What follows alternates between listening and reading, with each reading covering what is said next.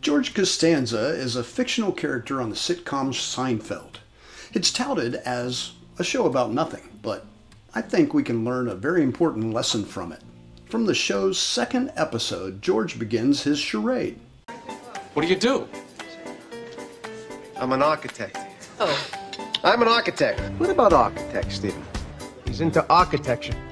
Hey, just like you pretend to be. Look, why couldn't you make me an architect? You know I always wanted to pretend that I was an architect. I'm an architect. I'm also an architect. Have you designed any buildings in New York? Have you seen the new addition to the Guggenheim? You did that? Yep. It didn't take very long either. The Guggenheim edition took 7 years, George. Saying you're an architect in New York, when you're not, is a misdemeanor punishable by a fine and possible jail time. Here's an article about a real-life George Costanza. Paul Newman was ordered to serve between 2 and 7 years in prison for unauthorized practice of a profession, among other charges. As the district attorney called it, Operation Vandelay Industries is the extreme. Mr. Newman knew what he was doing. He created a fake seal and designed dozens of buildings. But a California licensing board member was quoted in Architect magazine saying, "A decent number of cases are due to ignorance. Folks are generally not knowledgeable about the law." An administrator of the Washington State Board once told me he estimates, right off the top of his head, that about 75% of violators don't understand the legal protection of the title or how they've infringed on it. That was true in all 3 of my cases. But ignorance is not a defense. I'm here to help you learn from my costly and time-consuming mistakes. Michael Angelo Guidio in Plano, Texas is a classic example of ignorance and costly. He called his company the Backyard Architect. He built swimming pools, gazebos, fireplaces, and patios.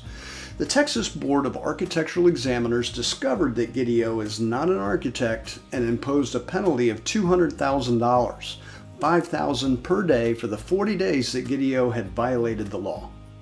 I subscribe to Google Alerts and get dozens of hits each day. Systems architect and the phrase systems architecture describe computer services, computer code, the internet, and now the metaverse. Those blatant uses of the title seem to go completely ignored. But even using a derivative can cause you an annoying inconvenience. Architecture may be what you do technically, but I recommend avoiding it in your company name unless you're licensed. I've seen building designers being creative with names like Arch Services, Arch Studio, Arch Con, Arch Design, ArchNet, and one of my personal favorites, Archipello. And it might be that all these names are perfectly legal, but from my experience, they are risky if an architect does not qualify the company. And having gone in front of the board a few times myself, I confess it costs just as much to defend yourself when you're innocent as it does when you're guilty. You can even be licensed and still upset the name police.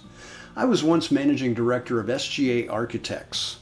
We were brought before the board and fined because only one person in the firm was an architect. Changing the name to SGA Architecture solved their problem, but it cost the firm thousands of dollars in rebranding. There's a lot to this, so I've written a blog post and recorded a 1-hour CE session on how to design buildings without being an architect legally. This great flowchart infographic illustrates what can and can't be designed without an architectural license in the state of Texas. It's available for download on the blog. The URL is ridiculously long, so go to aibd.org/blog and then click the business category on the right. It'll be the 7th blog down.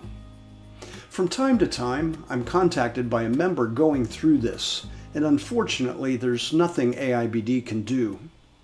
Legal services are not provided as membership benefits, although I can forward you the name of a good attorney. With that approach, I got one of my fines reduced from $10,000 to $2,500 in court costs. And here's another tip. Although many states have hired guns who get paid commissions for finding the outlaws, I feel like most states still rely on people turning you in. If you keep all your clients satisfied, you're in great shape. But if an angry client turns to the architectural board to complain, they will open an investigation. Make sure you're in a position that allows you to be confident and have the upper hand. Know what the laws are and that you haven't broken any. I do believe they can sense fear. Now again, my full report on this topic is at aibd.org/blog.